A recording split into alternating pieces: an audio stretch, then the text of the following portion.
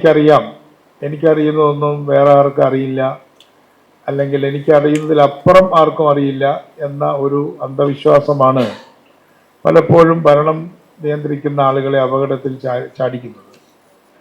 നമ്മുടെ ഗവൺമെന്റിനെ സംബന്ധിച്ചിടത്തോളം ഞങ്ങൾ അറിവിൻ്റെ നിറകുടങ്ങളാണ് എന്ന ഒരു വിവരക്കേടും ഞങ്ങൾക്കില്ല എന്നതാണ് ഒന്നാമത്തെ കാര്യം. അത് നിങ്ങൾ അപ്രീഷിയേറ്റ് ചെയ്യുമെന്ന് ഞാൻ വിചാരിക്കും. അറിവുള്ളവരുണ്ട്, അധികാരമുള്ളവരുമുണ്ട്. അറിവിനെയും അധികാരത്തെയും സംയോജിപ്പിക്കുക എന്നുള്ളതാണ് ബുദ്ധിയുള്ള ഒരു അധികാര കേന്ദ്രത്തിൻ്റെ നല്ല ലക്ഷണം. അതുകൊണ്ടാണ് മുഖ്യമന്ത്രിയായാലും ഞങ്ങളെല്ലാവരും അറിവുള്ളവരെ കേൾക്കുന്നത്. അതുകൊണ്ടാണ് ഞാൻ വന്ന ഉടനെ ഞാൻ പോകുന്നില്ല, എനിക്ക് സമയമുണ്ട്, എല്ലാവരും പ്രസംഗിച്ചിട്ടേ പോകുന്നുള്ളൂ എന്ന് പറഞ്ഞ് ഇവിടെ ഇരുന്നത്. ഇവിടെ ഇരിക്കുന്ന, ഇവിടെ സംസാരിച്ചവരെല്ലാം കേരളത്തിൻ്റെ ഏത് പട്ടണത്തിലും, കേരളത്തിലല്ല ഇന്ത്യയിലെ തന്നെ, നമ്മുടെ സാമ്പൂലൊക്കെ ആണെങ്കിൽ ലോകത്തിലെ തന്നെ എത്രയോ നഗരങ്ങളിൽ അദ്ദേഹത്തിൻ്റെ പ്രസംഗങ്ങൾ ആളുകൾ ശ്രദ്ധിക്കുകയാണ്. അവരെല്ലാം ഞാൻ ശ്രദ്ധിച്ചു, അച്യുത് ശങ്കറെ ശ്രദ്ധിച്ചു. അപ്പം അങ്ങനെയെല്ലാം ശ്രദ്ധിച്ചപ്പോൾ എനിക്ക് ഇവിടെ, അതുപോലെ വീരമണി, അദ്ദേഹം നാഷണൽ ലെവലിൽ അറിയപ്പെടുന്ന ഒരു വലിയ ഇക്കണോമിസ്റ്റാണ്. അവരെല്ലാം ഞാൻ ശ്രദ്ധിച്ചപ്പോൾ എനിക്ക് മനസ്സിലായത് ഇവരാരും തന്നെ ഒരു പൂർണ്ണമായ അർത്ഥത്തിൽ ഒരു പ്രോജക്റ്റിനെ സപ്പോർട്ട് ചെയ്യുന്നില്ല. കാരണം അതിൽ ഓപ്പൺ എൻഡഡായ പൊസിഷനാണ് എല്ലാവരും. എന്നാണ് ഞാൻ മനസ്സിലാക്കുന്നത്. നമുക്ക് സ്പീഡ് ആവശ്യമുണ്ട്, റെയിൽ ആവശ്യമുണ്ട്, ഹൈ സ്പീഡ് ആവശ്യമുണ്ട്. പക്ഷേ അത് ഇങ്ങനെ ആയിരിക്കണം, ഇന്നതായിരിക്കണം എന്നുള്ളതിനെ കുറിച്ച് ഉള്ള ഒരു ഡിസിഷനിൽ നമ്മുടെ എക്സ്പെർട്ടുകൾ, ഇവിടെ ഇരിക്കുന്ന എക്സ്പെർട്ട് പാനൽ കൃത്യമായി എത്തിച്ചേർന്നിട്ടില്ല എന്ന് പറയാൻ ഈ പാനൽ എന്നെ അനുവദിക്കുമോ? ഞാൻ വേറെ ഇല്ല, എന്തോ അവൻ ഡിബേറ്റിങ്ങിലാണ്. അപ്പം അത് ഇറ്റ്സ് ഓൺ ദ ആൻവിൽ, അതൊരു പണിശാലയിൽ ഇരിക്കുകയാണ്, റെയിൽവേ അല്ല, റെയിൽവേ കുറിച്ചുള്ള കോൺസെപ്റ്റ്. അപ്പം അത്തരത്തിൽ അതൊരു തെറ്റൊന്നുമല്ല. അപ്പം അത്തരത്തിലുള്ള ഒരു വലിയ ഒരു ചർച്ച അവിടെ നടക്കുകയാണ്. ഈ പശ്ചാത്തലത്തിൽ മുൻപ് പ്ലാനിംഗ് ബോർഡിൽ ഉണ്ടായിരുന്ന ആളെന്ന നിലയ്ക്കും ഇന്നലെ വീണ്ടും മിനിസ്റ്റർ എന്ന രീതിയിൽ പ്ലാനിംഗ് ബോർഡിൽ അംഗമായ ആൾ എന്ന നിലയ്ക്കുമാണ് ഞാനിപ്പോൾ നിങ്ങളോട് സംസാരിക്കുക. ആ അർത്ഥത്തിൽ ആദ്യത്തെ പ്രസംഗമാണ്, എൻ്റെ മൂന്നാമത്തെ നോമിനേഷനാണ് പ്ലാനിംഗ് ബോർഡിലേക്ക്. അപ്പം അങ്ങനെ നോക്കുമ്പോൾ എന്തുകൊണ്ട് നമ്മളത് മാറ്റി വെച്ചു എന്നുള്ള പ്രശ്നമുണ്ട്. അന്ന് വൈസ് ചെയർമാനായിരുന്ന വ്യക്തി തന്നെയാണ് ഇപ്പോഴും വൈസ് ചെയർമാനായിട്ടുള്ളത്, KM ചന്ദ്രശേഖർ. ഇന്ത്യയുടെ ക്യാബിനറ്റ് സെക്രട്ടറി ആയിരുന്നു. പ്രധാനമന്ത്രി ക്യാബിനറ്റ് നടത്തുന്ന ആൾ എന്നാണ് അതിൻ്റെ അർത്ഥം. അതൊരു പോസ്റ്റല്ല, അദ്ദേഹമാണ് ക്യാബിനറ്റ് കണ്ടക്ട് ചെയ്യുന്നത്. അതുപോലെ തന്നെ പ്രധാനമന്ത്രിയെയും രാഷ്ട്രപതിയെയും കണക്ട് ചെയ്യുന്നതും ക്യാബിനറ്റ് സെക്രട്ടറിമാരാണ്. അവരിയ്ക്കുന്നത് രാഷ്ട്രപതി ഭവനിലുമാണ്. അവർ പണ്ട് അവർ വൈസ്രോയുടെ ക്ലർക്കും എന്നാണ് വിളിച്ചിരുന്നത്. ക്ലർക്കും കൂടെ ഉയർന്നൊരു പോസ്റ്റായിട്ടാണ്. അപ്പം അദ്ദേഹമാണ് ഇപ്പോൾ വൈസ് ചെയർമാനായിട്ട് വീണ്ടും വന്നത്. അദ്ദേഹവുമായിട്ട് നമുക്ക് ഇരിക്കാം. അപ്പം അന്ന് ഞങ്ങൾ ബോർഡിലുള്ള സമയത്ത് ഞാനും വിജയരാഘവനും ശ്രീധരനടക്കമുള്ള ആളുകൾ ബോർഡ് മെമ്പർമാരായിരുന്നു. അന്ന് നമ്മൾ മാറ്റിവെച്ച ഒരു പദ്ധതിയാണ് ഈ ഹൈ സ്പീഡ് എന്നുള്ളത് ഞാൻ വെറുതെ ഓർത്തെടുക്കുകയാണ്. കാരണം സ്പീഡിനോടോ റെയിലിനോടോ ഉള്ളത് കൊണ്ടല്ല, അതിനുള്ള കാശില്ലാത്തതുകൊണ്ടാണ്. നമ്മുടെ പഞ്ചവത്സര പദ്ധതിയേക്കാൾ, എനിക്ക് KMC പറഞ്ഞു ഓർമ്മയുണ്ട്, പഞ്ചവത്സര പദ്ധതിയേക്കാൾ 5 വർഷത്തെ പ്ലാനിനേക്കാൾ കൂടുതലാണ് ഈ പ്രോജക്റ്റ്. അപ്പം അതിന് ലോൺ കിട്ടും എന്നൊക്കെ ഉണ്ടെങ്കിൽ പോലും അത് ലോൺ എത്ര കിട്ടിയാലും നമ്മുടെ പുറത്തുള്ള ബാധ്യതകൾ വളരെ കൂടുതലായി. അപ്പം അതിൻ്റെ ഫിനാൻസിനെ കുറിച്ച് പറയുമ്പോൾ ഇപ്പോഴും എനിക്ക് ആശങ്കയുണ്ട്. ഒരു പലിശരഹിത വായ്പ ഒരു 50 വർഷം കൊണ്ട് തിരിച്ചടയ്ക്കാവുന്ന ഒരു പണം കിട്ടുകയാണെങ്കിൽ ഞാൻ ഇതിനെക്കുറിച്ച് ചിന്തിച്ചു തുടങ്ങാമെന്നാണ് എൻ്റെ ടേക്ക്. അങ്ങനെ പ്രോജക്റ്റ് ഉണ്ട്. ഇപ്പോൾ ഗവൺമെൻറ് ഓഫ് ഇന്ത്യ, ഞാൻ പറയുമ്പോൾ നിങ്ങൾ തമാശയായി, അങ്ങനെയല്ല. ഗവൺമെൻറ് ഓഫ് ഇന്ത്യക്ക് ഒരു ഇൻഫ്രാസ്ട്രക്ചർ പ്രോജക്റ്റ് ഉണ്ട്. അത് 50 വർഷത്തെ വായ്പയാണ്. 50 വർഷം കഴിയുമ്പോൾ കൊടുത്താൽ മതി. അപ്പോൾ ഇന്നത്തെ 100 രൂപ 50 വർഷം കഴിയുമ്പോൾ എത്ര രൂപയായിരിക്കും? 50 വർഷം മുമ്പ് 1 രൂപയാണ് ഞാൻ ഭക്ഷണത്തിന്, ഒരു നേരത്തെ ഭക്ഷണത്തിന് കൊടുത്തിരുന്നത്. ഇപ്പോൾ അത് 70 രൂപയോ 80 രൂപയൊക്കെ മിനിമം ഭക്ഷണത്തിന്. 10 പൈസയായിരുന്നു ചായ, ഇപ്പോൾ അത് 10 രൂപയും 12 രൂപയായിട്ട്. അപ്പൊ 50 വർഷത്തിനിടയ്ക്ക് ഒരു 10 ഇരട്ടി വ്യത്യാസം, 10 ഇരട്ടിയല്ല 100 ഇരട്ടി വ്യത്യാസം ഉണ്ടാവും.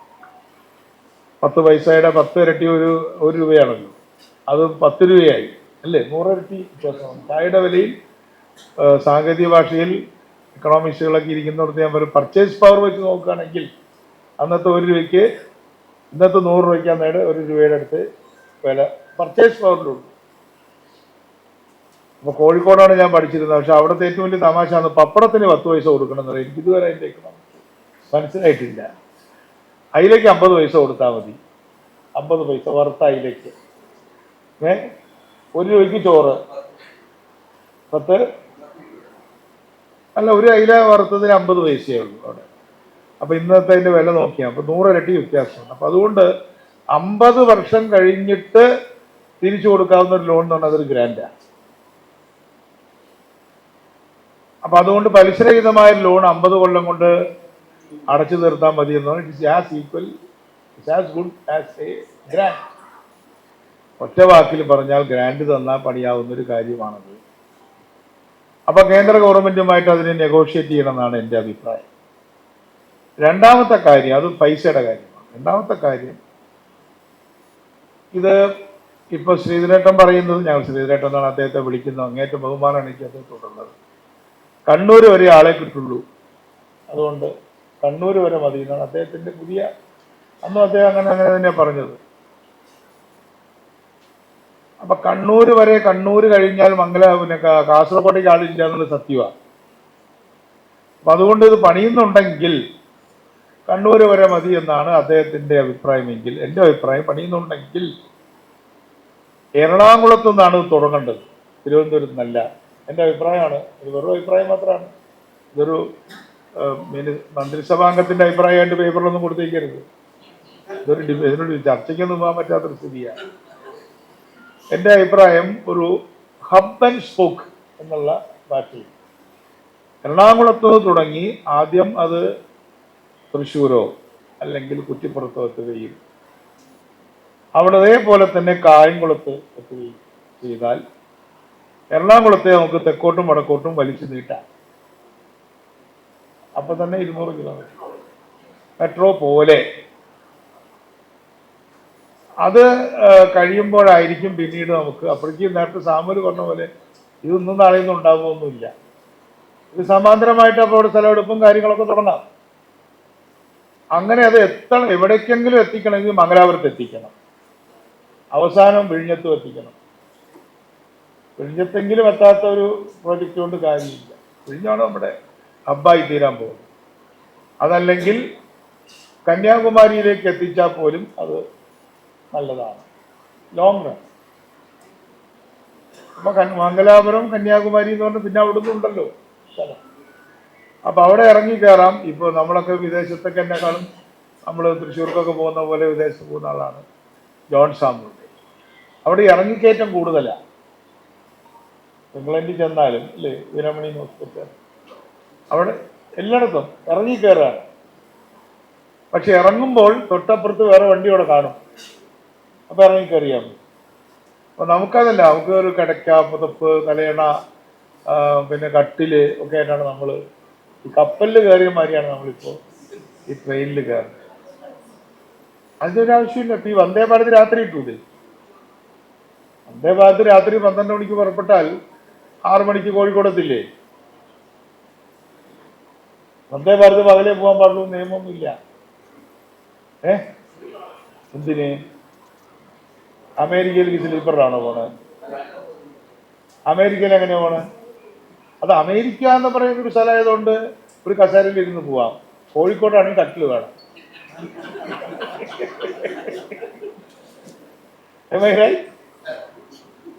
17 കിലോമീറ്ററാണ് കുത്തിപ്പിടിച്ചിരിക്കുന്നത് വൈദ്യന്മാര്. എവിടെ നിന്ന്? ദുബായിൽ നിന്ന്. ഇവിടുന്ന് ന്യൂയോർക്കിലേക്ക് ഫ്ലൈറ്റ് ഇല്ലാത്ത നമ്മുടെ ഭാഗ്യം നിന്ന് കൂട്ടിയാൽ മതി. 26 മണിക്കൂർ വേണം, വേണ്ടേ? അത് അമേരിക്കയിലേക്കൊന്നും ഇല്ല. കൊച്ചി അതുകൂടെ വല്ലപ്പോഴും ലണ്ടനിലേക്കേ ഉള്ളൂ. ഡയറക്റ്റ് ഫ്ലൈറ്റ് ഉള്ളത് ഡൽഹിയിൽ നിന്നുണ്ട്, ബോംബെയിൽ നിന്നുണ്ട്. ഇപ്പൊ നിങ്ങളുടെ അറിവിലേക്ക് പറയാം, ഫ്ലൈറ്റ് ഏറ്റവും കൂടുതൽ അടുത്ത സ്റ്റാർട്ട് ചെയ്തത് പിന്നെ ബാംഗ്ലൂരിൽ നിന്നാണ്. ബാംഗ്ലൂരിൽ നിന്ന് എത്യോപ്യയിലേക്ക് ഫ്ലൈറ്റ് ഉണ്ട്. കേരളം നമ്പർ 1 ആയതുകൊണ്ട് ആവശ്യമില്ല. അപ്പം അതുകൊണ്ട് എൻ്റെ മകളെയൊക്കെ അവർക്കറിയാം. എൻ്റെ മകൾ യുദ്ധമുള്ള നടന്ന സമയത്ത് എത്യോപ്യ വഴിയാണ് വന്നത്.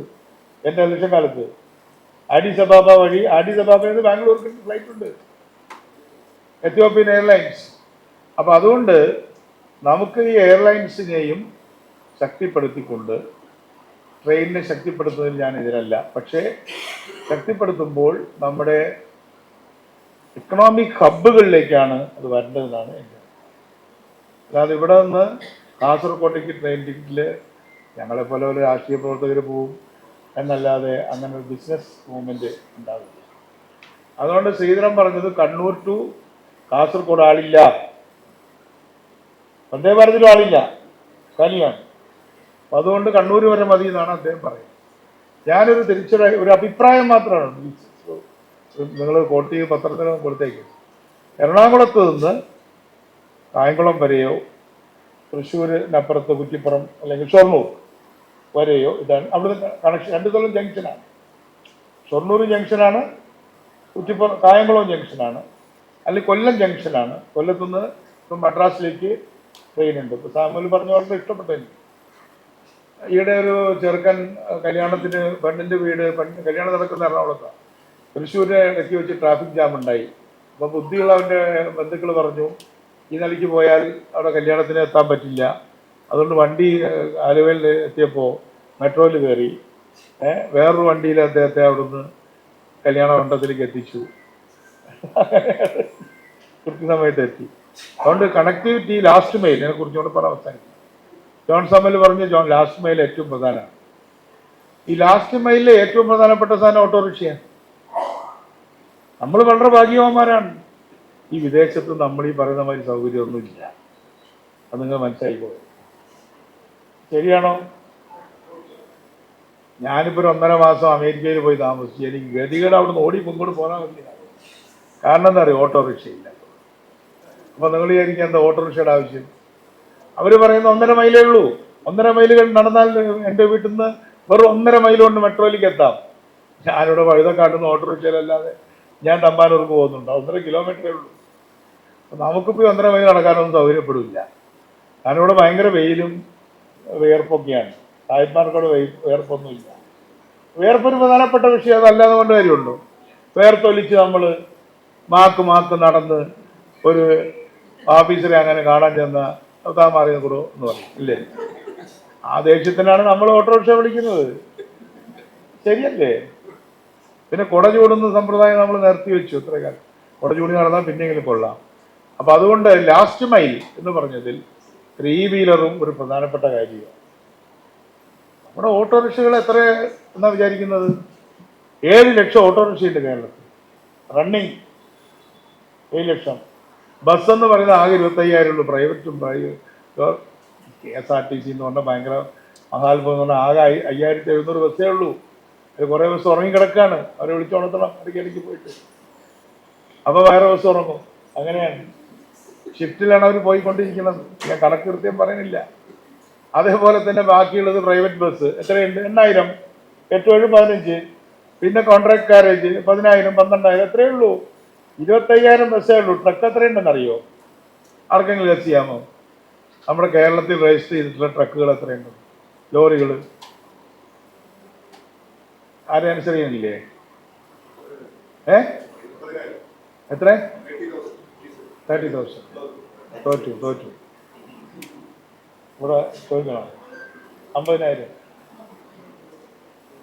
വലിയ വിദഗ്ധനാ, അറിഞ്ഞൂടാ.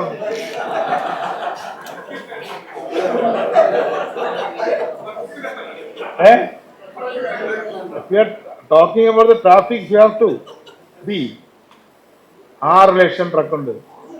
യെസ്,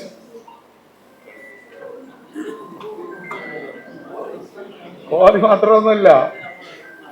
6 ലക്ഷം ട്രക്കുണ്ട്, 3 ലക്ഷം ഗുഡ്സ് ഓട്ടോറിക്ഷയുണ്ട്. അപ്പൊ രണ്ടും കൂടെ എത്രയായി? 9 ലക്ഷം അയാൾ കയറാത്ത വണ്ടി. അതാണ് കേരള ഇക്കോണമി. കേരള ഇക്കോണമിയെ ചലിപ്പിക്കുന്ന ട്രക്കുകളല്ലേ? ഇങ്ങോട്ട് വരുന്നായാലും അങ്ങോട്ട് പോകുന്നായാലും പുത്തേറ്റുന്നോണ്ടൊരു ഒരു വീട്ടുകാരുണ്ട്, അവർക്ക് 20 ട്രക്കുണ്ട്, 28 അല്ലേ. അവരും പിന്നെ ഭർത്താവും ഭാര്യയും കുട്ടികളെ കൂടെ എൻ്റെ വീട്ടിൽ വന്ന് ഞാൻ ബ്രേക്ക്ഫാസ്റ്റ് കൊടുത്തു. 28 ട്രക്കുണ്ട് അവർക്ക്, മനസ്സിലായോ? അതും കൂടിയാണ് ഈ ട്രാഫിക്. ബസ്സല്ല. നമ്മുടെ നാട്ടിലെ ട്രാഫിക്കിലെ പ്രധാന സാധനം ട്രക്കാണ്. എന്ത് സ്റ്റേറ്റ് ആയിരിക്കും, reasons are many, fact is one. അപ്പം അതുകൊണ്ട് ഇവിടുത്തെ ട്രക്കുകളുടെ ഓരോ ട്രക്കുകളുടെയും കണക്കുകളുണ്ട്. ഇനി നാഗാലാൻഡിൽ പോയി രജിസ്റ്റർ ചെയ്ത ട്രക്കുകളും ഉണ്ട് ലാഭത്തിന്. അവരെ പിടിക്കാൻ നടക്കുകയാണ് ഞങ്ങൾ, അതെങ്ങനെ ഇവിടെ രജിസ്റ്റർ ചെയ്യിക്കാന്നുള്ളത്. അതുകൊണ്ട് നമ്മുടെ ഗുഡ്സ് ട്രാഫിക് വളരെ ശരിയാണ്, വളരെ ഗുഡ്സ് ട്രാഫിക് ഉണ്ട് നമുക്ക്. അപ്പം അതിനെല്ലാം കൂടെ കണക്കിലെടുത്തിട്ട് വേണം ഒരു ഗതാഗത നയം ഉണ്ടാക്കാൻ. അപ്പം അതുകൊണ്ട് ഞാനിപ്പോൾ മിനിസ്റ്റർ എന്ന രീതിയിൽ അല്ലെങ്കിൽ മന്ത്രിസഭാംഗം എന്ന രീതിയിൽ ഞാൻ പറയുന്ന കാര്യം, നമുക്ക് ഇത്തരം പ്രോജക്റ്റുകളൊക്കെ ഉണ്ടാകുന്നതിൻ്റെ പാരലായിട്ട് we have to have a transport policy. Right? Transport. അപ്പോൾ ട്രാൻസ്പോർട്ട് പോളിസി റോഡ്, റെയില്, എയർപോർട്ടൊക്കെ ആയിക്കോട്ടെ, അതെല്ലാം ആക്കിയിട്ടുള്ള ഒരു ട്രാൻസ്പോർട്ട് പോളിസി ഉണ്ടാക്കാനാണ് നമ്മുടെ ഗവൺമെൻറ് ശ്രമിക്കുന്നത്. അതിനകത്ത് റെയിലും വരും. അപ്പോൾ ആ റെയിലിൽ എൻ്റെ അഭിപ്രായം കേന്ദ്രത്തിൻ്റെ ഗ്രാൻഡുകൾ കൊണ്ട് പണിയുന്നതാണ് നമുക്ക് നല്ലത്. പിന്നെ സ്റ്റാൻഡേർഡ് ഗേജ് പിന്നെ ബ്രോഡ് ഗേജ് തർക്കങ്ങളിലൊന്നും ഞാൻ ഇടപെടുന്നതിന് ലോകത്ത് സ്പീഡുള്ളതൊക്കെ സ്റ്റാൻഡേർഡ് ഗേജ് ആണ്. My opinion, not in my opinion, my understanding. വേറൊരു സ്പീഡ് റെയിൽ ഉണ്ടായതുകൊണ്ട് തെറ്റൊന്നുമില്ല. ഞാൻ കെ റെയിലിൻ്റെ കാലത്തും അത് പറഞ്ഞിട്ടുണ്ട്. പക്ഷേ ഈ ബാങ്കിങ് വെച്ചിട്ട് ഇപ്പം തന്നെ ഈ ഹൈവേ തന്നെ എൻ്റെ അഭിപ്രായത്തിൽ ഇതിനേക്കാളും വേഗം കെ റെയിലായിരുന്നു എന്നാണ്. അത്ര മോശമാണ് ഈ ഹൈവേ അല്ലേ? ഈ ഹൈവേ ഇസ് എ ഡിസാസ്റ്റർ. എത്രയോ നഗരങ്ങളെയും കൊച്ചുപട്ടണങ്ങളെയും അത് തകർത്തെറിഞ്ഞു. എത്രയോ വീടുകൾ, എടുത്ത വീടുകൾ രക്ഷപ്പെട്ടു, എടുക്കാത്ത വീടുകളാണ് കഷ്ടപ്പെട്ടുകൊണ്ടിരിക്കുന്നത്. അവരുടെ വീട്ടിലേക്ക് വലിയ അണക്കെട്ടിൽ നിന്ന് വെള്ളം ഒഴുകുന്ന പോലെ വെള്ളം ഒഴുകിക്കൊണ്ടിരിക്കുകയാണ്. ഏറ്റവും ഇൽ ഡിസൈൻഡ് ആയിട്ടുള്ള ഒരു പ്രൊജക്റ്റ് ആയിരുന്നു നമ്മുടെ നാഷണൽ ഹൈവേ. അപ്പം അതുകൊണ്ട് കേരളയിലെ നമ്മൾ ഈ ബാങ്കിങ്ങിനെ നമ്മൾ തോൽപ്പിച്ചു. ഞാനും ആ സമരത്തിൽ ധാരാളമായിട്ട് പങ്കെടുത്ത ഒരാളാണ്. ആ സമരം വളരെ പ്രസക്തമായിരുന്ന ആളുകൾ അവരുടെ സ്വത്തുക്കളെല്ലാം നഷ്ടപ്പെടുന്നതോർത്ത് വളരെയധികം വിഷമിച്ചു പോയി. അതാ വിഷമമാണ് വാസ്തവത്തിൽ ഈ ഗവൺമെന്റിലേക്ക് കൊണ്ടുവന്നത് എന്നുള്ളത് ഞങ്ങളും നന്നായിട്ട് മനസ്സിലാക്കേണ്ട ഒരു കാര്യം തന്നെയാണ്.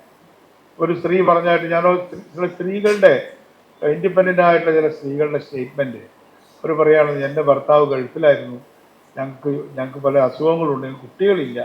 അപ്പോൾ ഡോക്ടർ പറഞ്ഞു, നിങ്ങൾ ഈ നഗരങ്ങളിൽ നിന്ന് പോയിട്ട് ഗ്രാമത്തിൽ എവിടെയെങ്കിലും സ്വസ്ഥമായിട്ട് ജീവിക്കുന്നതുകൊണ്ട് സാറേ ഞാനും ഭർത്താവും എൻ്റെ ഒരു ബന്ധുവെല്ലാം കൂടി ഇവിടെ അമ്മയെ താമസിക്കുകയാണ്. അപ്പം ഞങ്ങളുടെ വീട് എടുക്കാൻ പോകുന്നു, ഞങ്ങൾക്ക് വേറൊരു മാർഗവും ഇല്ല, എൻ്റെ വീടിൻ്റെ മുറ്റത്ത് മഞ്ഞക്കുറ്റി അടിച്ചിരിക്കുകയാണ്. അപ്പം അധികാരത്തിൻ്റെ മത്ത് പിടിച്ച ഒരു ഗവൺമെൻറ്റാണ് ഈ മഞ്ഞക്കുറ്റി അടിച്ചത്. അങ്ങനെയൊന്നും നമ്മുടെ ഗവൺമെൻറ് ഒരു മഞ്ഞക്കുറ്റി അടിക്കാൻ പോകുന്നില്ല. അത് വളരെ വ്യക്തമാക്കാൻ ഞാൻ ആഗ്രഹിക്കുക. ഒപ്പം നമുക്ക് എന്താണ് ചെയ്യേണ്ടത്?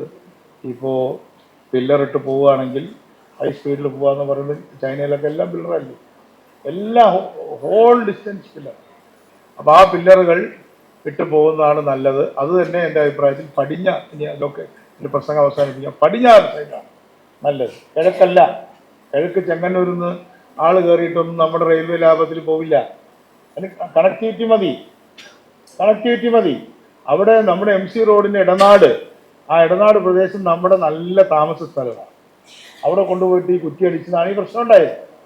അതേസമയം നമ്മുടെ തീരപ്രദേശം, അതിലൂടെ എത്രയോ വെള്ളക്കെട്ട് കിടന്ന പ്രദേശങ്ങളുണ്ട്. ആ പ്രദേശത്ത് കൂടി നമ്മുടെ പാർവതി പുത്തനാറിൻ്റെ കിഴക്കേ സൈഡിൽ കൂടെ പോയാൽ നമുക്ക് ബോട്ടിംഗ് ആവാം. നമ്മൾ പുത്തനാറിൽ ബോട്ട് ഇറക്കുകയാണ് കേട്ടോ, യാത്രാ ബോട്ട് ഇറക്കുകയാണ്. തിരുവനന്തപുരത്തുകാരുടെ വലിയൊരു സ്വപ്നമാണ്. യാത്രാ ബോട്ട് ഈ ഓണത്തിന് മുമ്പായിട്ട് ഇറക്കും. അത് ടൂറിസ്റ്റുകൾക്ക് ഉപയോഗിക്കാം, അല്ലാത്തവർക്ക് ഉപയോഗിക്കാം. ലാഭനഷ്ടവും നോക്കുന്നില്ല. ഒരു 15 കിലോമീറ്റർ യാത്രാ ബോട്ട് തുടങ്ങാൻ പോവുകയാണ്. ഒരു സൗരോർജ്ജ ബോട്ടാണ് ഇറക്കുന്നത്. അപ്പം അതുകൊണ്ട് അതെല്ലാം കൂടെ ചേർത്ത് നമ്മുടെ വള്ളങ്ങളും വഞ്ചികളും അല്ലെങ്കിൽ ബോട്ടുകളും എല്ലാം കൂടെ ചേർത്തുള്ള ഒരു പ്രോജക്റ്റ്, ഒരു ഗതാഗത നയം നമുക്ക് വേണം. ഒപ്പം തന്നെ കാൽനടയാണ് ഏറ്റവും വലിയ ഗതാഗതം. ഇപ്പോൾ കിഴക്കേക്കോട്ടയിൽ ഞാനൊരു ഈ സീബ്ര ലൈൻ വീതി കൂട്ടി വരയ്ക്കാൻ വേണ്ടി പിശുക്കിയിട്ടാണ് വരച്ചിട്ടുള്ളത്. ഇച്ചിരി ഒരടി 2 അടി, അതുകൊണ്ട് കാര്യമില്ല. ഇപ്പോൾ കിഴക്കേക്കോട്ട സ്റ്റാച്യൂവിലൊക്കെ ഒരു 10 മീറ്റർ 12 മീറ്റർ വീതിയുള്ള സീബ്ര ലൈനുകൾ ഇടാൻ പറഞ്ഞിരിക്കുക. ഏത് വാഹനത്തിലും ആവട്ടെ, ഇറങ്ങി നടക്കണ്ടേ അവസാനം. അതാണല്ലോ ലാസ്റ്റ് മൈൽ എന്ന് പറഞ്ഞാൽ നടപ്പല്ലേ. റോഡ് ക്രോസ് ചെയ്യാൻ പറ്റണ്ടേ. ഇന്നലെ തൃശ്ശൂർ സെന്റ് തോമസ് കോളേജ് ഞാൻ പഠിച്ച കോളേജാണ്. അവിടെ ചെന്നപ്പോൾ സെന്റ് തോമസ് കോളേജ് റോഡിന്റെ 2 സൈഡിലാണ്. അവിടെ ചെറിയൊരു സീബ്ര ലൈൻ. അപ്പോൾ തന്നെ ഓഫീസർമാരെ വിളിച്ചിട്ട് വലിയ സീബ്ര ലൈൻ. കുട്ടികൾക്ക് ധൈര്യമായിട്ട് സീബ്ര ലൈനിൽ കയറാൻ പറ്റണ്ടേ. അത് മുതൽ റോഡ് ക്രോസ് ചെയ്യുന്നത് മുതൽ ആകാശത്ത് പറക്കുന്നവരെയുള്ള കാര്യങ്ങൾ കൂട്ടിച്ചേർത്തുകൊണ്ടുള്ള ഒരു സമഗ്രമായ ഗതാഗത നയം ഉണ്ടാക്കുമ്പോൾ ഈ പദ്ധതികളും കൂടി പരിഗണിക്കപ്പെടും. അതിന് പണം നമുക്ക് കണ്ടെത്തണം. പണമാണ് മെയിൻ പ്രശ്നം എന്ന് പറഞ്ഞുകൊണ്ട് ഞാൻ നിർത്തുന്നു. നന്ദി.